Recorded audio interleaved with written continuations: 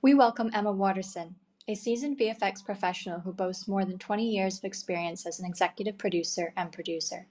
Her impressive portfolio includes contributions to films and high-end TV shows, where she's excelled in budgeting, client management, team leadership, and scheduling. Emma recently transitioned to the production side as a VFX producer. Welcome, Emma. Thank you for coming on to our podcast today. Oh, pleasure. So what I would like to dive into is early childhood and any experiences that shaped you to be the person you are today. I'm an identical twin, which still shocks me now that people don't know. You just assume that people know. But I guess for the first, portion into late teens, we were in the same class. We did the same lessons. There was never a time when someone said Emma, and I didn't think, do they mean me or do they mean Jenny? When I went to college and Jen went to college, it was the first time people were actually talking to me. But I think that whole experience made me a bit more. I'm not a shy girl. Let's put it that way. I like to talk. I like to chat. I like to meet people. And I think it's probably because I like them to just know that it's Emma they're talking to, not the other twin. So, yeah, she's come down to stay with me a couple of times, which just freaks everybody out when they see that there's potentially another one of me. And then career-wise, or finding out what I wanted to do, I've always been creative. I've always done art or design, but I never really knew where that would take me. And so I had to do, after A-levels, foundation course. I think you still have to do foundation courses. Back then, we're talking like mid-90s, you always had to do a foundation course before you went on to a creative subject at college.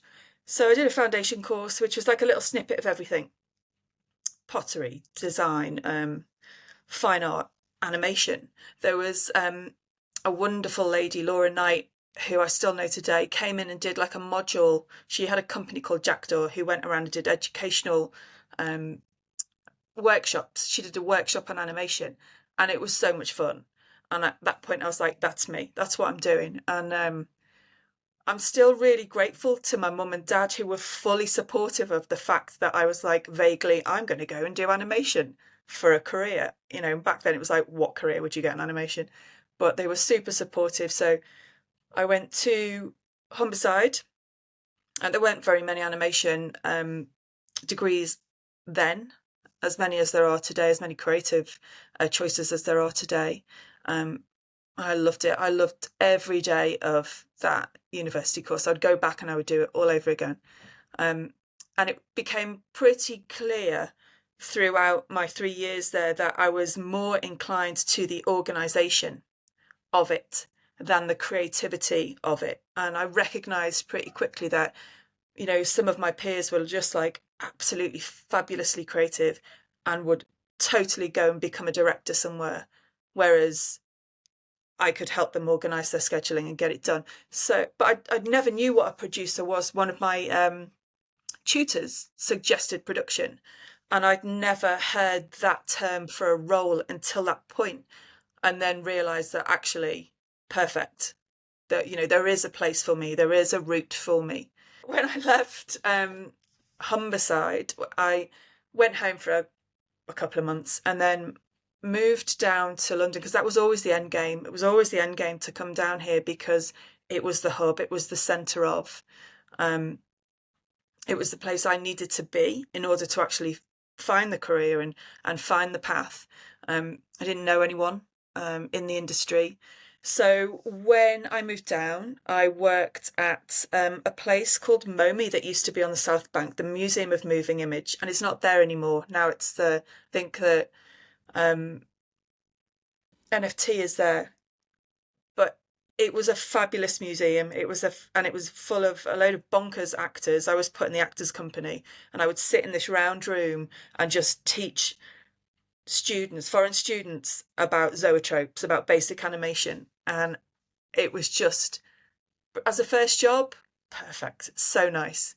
I met some lovely, lovely people. And at the same time, I worked at the admin office of the then Cardiff Animation Festival, and I got to meet all of the MDs of all of the animation houses in Soho. And I would never have been able to meet them any other way. There was no other way I would have been in the same room as all of these people that were actually really important for me to know at the time or know of. And straight off the back of that, a couple of them offered me jobs, just as like receptionist or runner, but that was always the level you would go into. So um, I got a job at a place called Picasso Pictures, and Jane Bolton, who is one of our members, she was my first boss. Lovely Jane Bolton. And so I worked at Picasso for a little while. Then I worked at a company called Bermuda Shorts. Started on reception. Best job ever, because you get to meet everyone every day and chat to everyone every day and know what everyone's doing and get to order from the Staples stationery catalogue. And, it was just a lovely sort of springboard into production. Bermuda at the time had a live action department and an animation department. So it was a nice sort of cross between everything, so I could get to see everything. And so from there, I kind of moved up from PA to producer. I was there for about 6 or 7 years, and then I went to a post house. I went to One Post, which was formerly So 601, One Post, and I answered an ad for an experienced post producer, which I wasn't, but I got the role, I got the job, and that's where I moved into post, covering picture and audio and colour. It was a good grounding, a good basis of knowledge of what was needed. But at that point, we were moving from 4:3 into 16:9, so nobody understood how you went from square to oblong in TV, and that was an education, having to explain that almost every day, what that meant. I went from there to Rushes, and I was at Rushes for I think about 6 years, and that was absolutely fabulous, fabulous place to work. It's like 6 degrees of separation. You always know someone who knows someone who's worked at Rushes. The epitome of like family and team and looking after the people that you're with. And from that point, I understood how important that was, to make sure that, if you're going to leave your family at home to come to work, if you're lucky, it will be a place that you really enjoy. It has to be a place that you really enjoy, people that you like, people that you can help and will help you, and people that hopefully you'll work with again at some point in the future. So I had a really good education in team, in finding your tribe, and in learning how to treat people and understand how to be treated. And it was a really lovely creative place, family aside, it was a creative place. We did great work. And then from there, I moved to Unit, and I was at Unit for probably about just under 8 years. Went there predominantly for commercials, but then helped them start the film and TV department in Unit, got some of the first projects in for film and TV, and eventually was solely film and TV.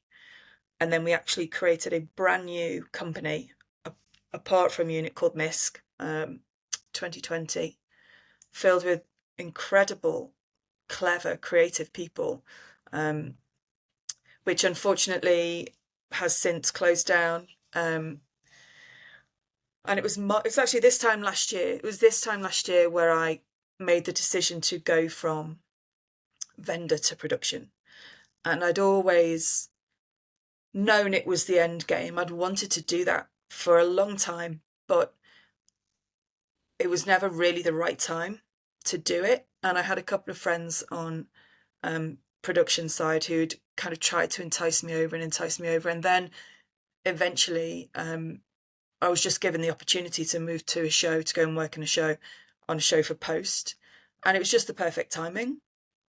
And it was a nice kind of gentle segue from what I was doing to moving into sort of production side.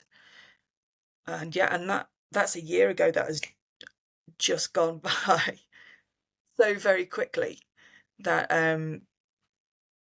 working, and going from always being a full-time employee of a company to working for myself has it was scary at first, but it's definitely absolutely the best thing I could have done. I wish I'd done it 10 years ago. I'm glad I waited until now. But it's like it's a brave new world for me. It's, new people and new sides to the business, and new shows. And it's thoroughly enjoyable so far. Great. You must have had a lot of transferable skills that you were able to bring on set with you from your previous years in the creative industry, which you still are in, but it's a different side of things, Have you? right? I was actually quite surprised as to how much I knew. I think when you do the same role for a while, you kind of just it becomes automatic. At Unit and then at MISC, I'd been VFX producer and then an exec producer, and then I'd been head of production and head of new business. So that's, when you do it for such a long time, it's automatic to do it. Going to a new place, there was a point where I was like, oh my God, what have I done? But I think that the basis of production is people, money, and time. You you manage people, you manage the budget, you manage the schedule. And I think if you can master those skills, they are transferable to any sort of production, audio production, color, picture post. They are the basics that you need to be able to get your head around. Money, treat it all like it's coming out of your own pocket. Mm. People, be nice. Treat people how you want to be treated. Be nice. And timing, get it done when you say you're going to get it done. And those kind of basic rules, that I try and work to, I could lift them and take them with me. I went from sitting in a studio with 30 people to being on a set where for the first couple of weeks I didn't know where I was meant to stand. Am I in camera? Should I be around this corner? Am I meant to be stood with the gaffer? And it took a while for me to kind of get my stride and understand that make sure you're not in the shot, make sure you're close enough to hear, and make sure you're loud enough for them to hear you and be in the conversation. And very much like any production, make sure that if you've got something relevant to say, you say it. And, it's a bit intimidating at first when you're mainly mid-40s, 50-year-old men who've been doing it for years, and then there's you. But be nice. I was just nice to everyone, and I've made some really lovely friends who I would love to work with again. I'll be lucky to work with them again. When in doubt, go make everyone a cup of tea. It was the same sort of process. It was the same sort of listen, be in the right place at the right time. If you don't understand, ask. I'm a real advocate of if you don't understand, ask. If you still don't understand, ask again. If you still don't understand, ask a different question. And don't stand there and blag. Don't stand there and pretend, because you'll just get found out so quickly. And I think that people think a lot more of you if you don't pretend that you know. When you'll just get found out in the end. The VFX supervisor I worked with, hugely supportive, hugely supportive. He knew that this was my first gig, but he was. I can ask the stupid questions, and he would give me the proper answers. And I was very lucky, I think, to have that team around me. I had a lovely, lovely team on the show I've just been on. It's quite a transient career now, and it's intense, but for short periods of time. and then onto a different one intense for short periods of time, as opposed to being in the same place for 3, 4, 5 years and working with the same people. But that's the challenge, I suppose. It's going from selling the creatives in a company to selling yourself. So it's kind of a different kind of sales. And again, you've got to be nice. You've got to be the person that they want to get back, because there's the choices out there. There's so many people, so many fabulous people out there that you've got to do a good job, but be memorable, and hopefully, fingers crossed, people will want to work with you again. You had mentioned the values as well, in terms of at the start and at Russia's, I believe you had mentioned that it was important for you to work with the right people because of the hours that you were committing. Yeah. Over the years, that was important that you were around with like a community that made you feel good. And even so, when in transitioning over to production side, those values seem to have remained. Are you able to share like the top 3 values that are important to you to find the right people to work with? I think you've got to, it's a bit of trust, isn't it, right? If you welcome someone new into your team, you've got to trust that they know what they're doing. And just give them the opportunity to kind of settle in. Everyone goes through the motions of like feeling, you've got to like feel your way around, and are they right for your team? But I know I keep saying it, but you just be nice and let people settle in. And there's a reason why people are employed. There are a reason why people are put into teams together. If they weren't meant to be in the team together, they wouldn't have been put there. So I think that it's important as well to connect with people. Like, I've always been really lucky. The producers that were in my team in the previous companies, I just bloody love them. They're friends, I really, really rate their work ethic and their talent, but also as people, they're just lovely people. And if you are leaving your kids at home to come to work, or your partner at home to come to work, there's got to be an upside to it. There's got to be some sort of connection with people. You've got to try and find that. You've got to try and find a connection with people. You can't just assume you're going to walk in the room and you're going to love everyone and everyone's going to love you.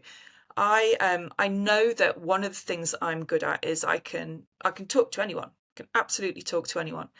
And that has really been valuable for me, because especially when I was doing the sales role in Russia's Anet unit and at MISC, there's another 15 companies that do the same thing as you.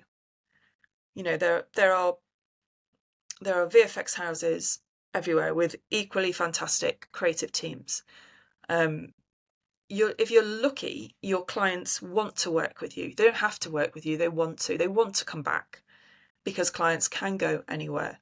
So for me, it was always an introduction to the team as people, as opposed to, let me sit you down and show you 75 show reels that you've seen already elsewhere.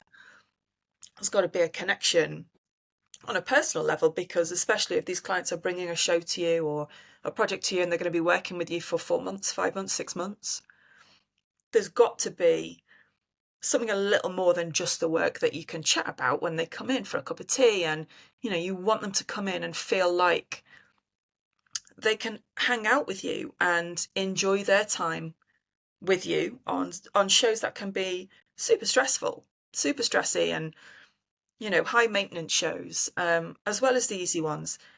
And then the dream is that they come back because they want to work with you again. I think that's the same in the role that I'm moving to now, that if I'm lucky, people will want to work with me again, because there's no big creative team that I've got to push in front of me and try and sell. I just have to sell what I can do and what I can bring to a team. So my sales roles before those skills are benefiting me now, because you can't be shy at putting yourself forward. Otherwise, you're never going to put yourself forward. You've got to be able to stand apart from other people, to be memorable. And I'm lucky enough to also have an agent that goes out and sells me as well. But I had to sell myself to her for her to take me on. So there's got to be, I think, if you've got a level of confidence and a level of approachability, that is going to help you wherever you are and whatever role you do, however you move your career from one facet to another. Because, as I say, you want people to want to work with you, not have to. Because already, if someone has to work with you and you're not their first choice, you'll never get past that. You'll never get past that. Because I've done projects before where we weren't the first choice, and no matter how wonderful the work is and how hard you work, you weren't the first choice. So you've got to be able to be as approachable as you can be. Be nice, just be nice. Be nice to everyone. I'm going to get a t-shirt with that. Just be nice. Yeah, you should. Are there any icebreaker tips you can share in terms of how you've done it over the years? Because I know you were mentioning that you've been improving your communication skills since you were young because of your twin sister to try to separate yourself. So Yeah. you've got a lot of experience there. So are there any tips you can share with how you usually break the ice with people you don't know?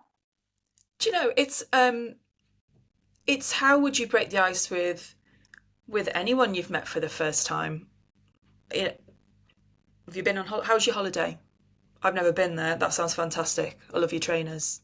Anything that is just a conversation starter, right? It's just like it's something that everyone has to do everywhere. It's just a conversation starter, but it's just listening to the answers, listening to people, and doing a little bit of research about where did they work before. Do you have anyone in common?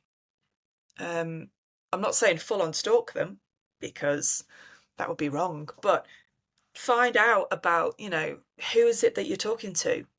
Jump on IMDb, jump on LinkedIn. Who have you got connections in common? Have you worked on shows before?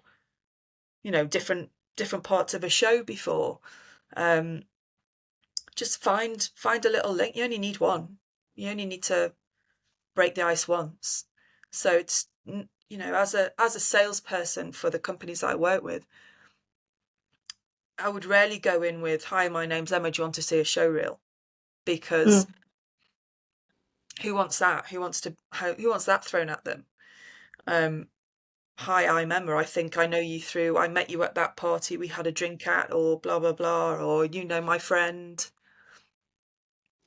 And like a soft sell approach to anything, whether it's you're selling yourself or selling a company or creatives or a facility, something that isn't in your face or aggressive. As I say, it's you want people to want to talk to you again or want to keep talking to you.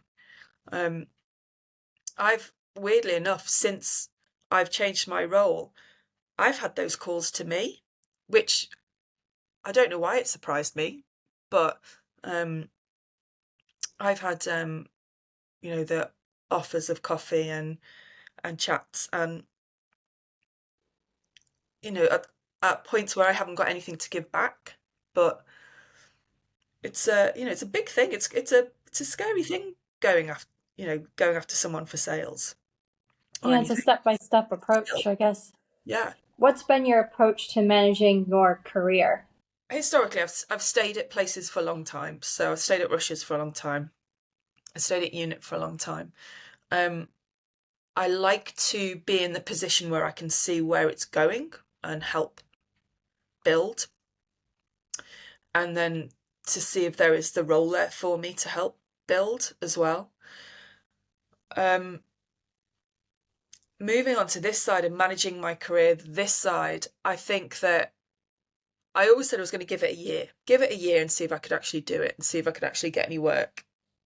And luckily, I think that the writer's strike, the actors' strike has affected absolutely everyone. So um, it, it's potentially, for a lot of people, it's been a hard year. And this year will be equally as hard, because I know that everyone expected come January, we're all going to get going again and everyone's going to start shooting again. And that's not the case. It's pushing back and pushing back. And so, you've just I've got to learn patience as well. I've got to learn to like chill out and just go with it. This is the first year that I've ever gone into January with no work. And I knew it was coming because I'd just finished in something in December and I knew that there was going to be a break. And I was quite chill in January, and it's like, that's okay, it's fine. And I knew it was going to roll to February because everyone was like, January and February will be quiet.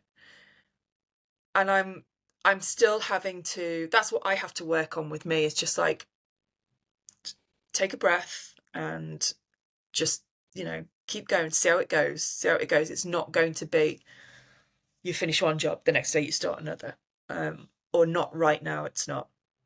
So managing my career right now is just keeping in soft contact with everyone I know, making sure I understand why it's slow out there, and it's not just me. I know it's not just me. I think if it was just me, I'd be like spinning out 100%, but understanding it's just the way things are right now, and it will get better. Things are starting to move. Just, making sure that I'm researching companies out there. I'm researching vendors. I'm researching new tech. I'm making sure that I'm on top of everything so that when I get going, I can go. I can start work. And then hopefully every show I do, I want it to make me better than the show I've just come from. Because even though I've had a lot of experience in visual effects and in post, I am in a new career. I am on a new path. And so I want to make sure that I learn. I like to learn. And, we don't get to learn very often. So I want to make sure that I learn from each show I do and get better and have more experiences to share with other people, and see if I can help the next person. So it's interesting. It is exciting and it's terrifying at the same time, managing my career right now.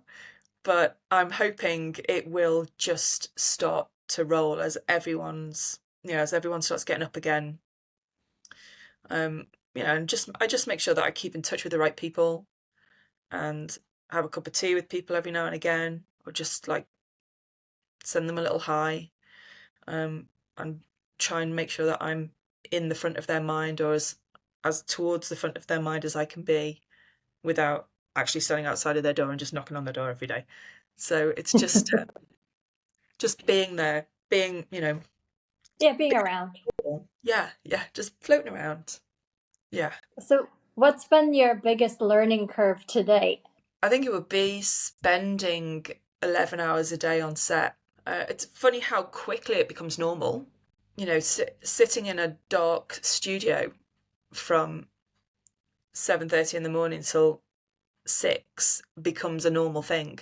But I loved it. I absolutely loved it. I loved understanding what everybody did and what their part was to play, and understanding the hierarchy in the room and how long they would be on the show for and why they were not there anymore, and just seeing that side of the business that I'd never really seen before, that I was aware of, but I'd never been and observed before. So that has been a learning curve, because there was fear there. The first couple of weeks I was like, oh shit, what do I do? It's just it was quite overwhelming. But now I'm like, get me back on there. It was like so much fun. I want to see if the next one is as the same level as the one I've just done, and what will the next one be after that, and how different it, and what can I learn next time, and what can I bring from this one that I can take to that one. And yeah, it's exciting. It's really exciting. The learning curve is exciting, as it should be. What role has mentorship or networking played in your professional growth? Mentoring is incredibly important. It's incredibly important because I've appreciated any help I've been given along the way. And I've learned from some really, really brilliant people. I've also learned about the people I don't want to be, which is equally as important. And if I can help anyone, the events that you ladies throw, the mixes, that's just nice to meet people and see what they've been doing, and catch up with old friends that you haven't seen for a while that are back in your orbit. It's really, really important. This is a social industry. We can't get away from that fact. It's a social industry. And I, I like that. I like going and having a natter with someone. One of the last events I went to of yours, a producer was there that I'd worked with years before when she was just coming up, and she is absolutely fantastic now. And I always knew she would be, always knew she would be. But, it was lovely having a little natter and a reminisce about 8 years ago when we worked with each other, or however long it was. And it's lovely that I'm still in this industry to see what she is doing now. And there are so many young cohorts and production assistants coming through that are all of a sudden producers. And there's a lot to be said about experience. There really is a lot to be said about experience, about having to do your time in those roles that you don't necessarily want to, but you'll do it because you learn, or you learn from the people you're taught. There's not so much of that now, where you're actually taught. So any event, any opportunity to chat to people about how they got to where they got to, and what are they doing now, and how's it going, and what do you like and what don't you like, and what can you do better, and what's gone wrong. Any opportunity to do that is super important. Or introduce people to other people, and continue the network on, is really important. I had a couple of VFX PAs on the show I've just done who they were just brilliant. They were brilliant, and I can't wait to work with them again at some point in the future. And I will do nothing but sing their praises to anyone who will listen to me, because they're just fantastic. They are just fantastic. I think mentoring has got to be a cornerstone of what we do, because especially, and it shouldn't just be for women, but we've had a steeper hill to climb. It's just how it is. It's just how it is. And it's leveling out now, but any helping hand you can give should be given. You mentioned working in production for all these years and how it's people, time, and money. So those sound like a lot of competing priorities.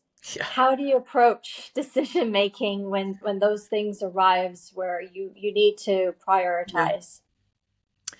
I think you always look to what is the biggest fire that you've got to fight. So if you've got, and every project has issues in those three areas. Excuse me. It's the biggest fire that you've got to fight, and what's the knock-on effect of that fire? Because ultimately, you, as a vendor, going back to as a vendor, the end game is you deliver your show. You have to deliver your show. There has to be communication to be able to deliver your show, to be able to get to that end game. But it's all in, and this is just stating the facts of production. It's all in the prep. It's all in getting all your ducks in a row before you go into a production. So you understand that if that goes off kilter, we can bring that up. Or if that goes a bit wrong, we've got this in the background that we've already got started. The key thing to production is, getting it going as soon as you can get it going. Don't leave things never leave anything until the last minute. Ever, ever, ever, ever leave anything until the last minute, if you can. It's all about the prep, because when you get those points where you've got to deliver, you've got 3 shows on the go, you've got X amount of team, who delivers first? It's the prep and it's the communication with the client of, we can't, be honest, we can't do that right now, we need another week, because you tie yourself up in knots, you destroy your team if you're trying to push too much through at the same time. Most VFX houses have been there, where you take on too much or your team becomes too light for whatever reason, but you still got to get stuff delivered. It's so important to try and protect your team, because it's very easy to break them. It's very easy to overstretch and overpush, and there's got to be give and take with the team that you work with, because you're asking a lot of people all the time. If you're not helping them in some way, why should they help you? There's got to be mutual respect.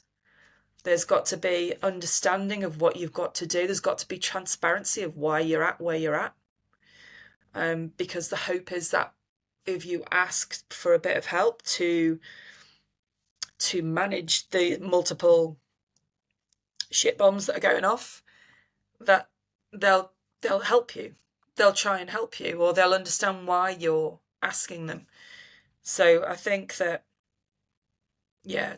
preparation, communication, transparency, and a bit of goodwill. I think that your network is very important. And I think that, and I know that we've covered all of this, but I do really think your network is important, because if you do find those colleagues or those peers that get you and are in the same boat as you, you have support. Because I think what I'm understanding now is, as a freelancer, you're solo. You're flying solo. You haven't got a company behind you. You haven't got 6 people in a team behind you, which I've always had, and I said, I'm a social person. I'm a team person. So finding those other VFX producers who used to be my clients, who are now my peers, who are also my friends, that I can lean on and moan to and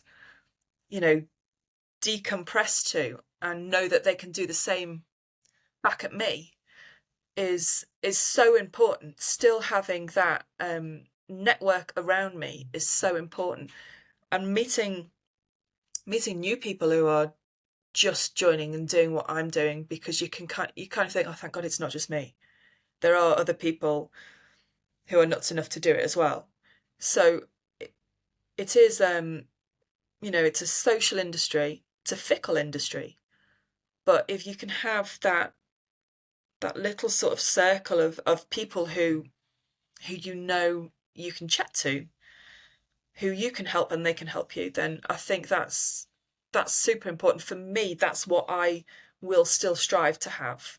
That's what I need to have, is some pals around me who I can, kind of say, am I still doing this right? Yeah, you're still doing this. Okay, good. Just checking. And still feel like I've got support, even though I'm on my own. Yeah, it makes you feel real. Yeah. Thank you, Emma, for sharing your experiences with us today. Don't forget to subscribe to this podcast, follow us on Instagram, and reach out if you're interested in getting involved and learning more about our work.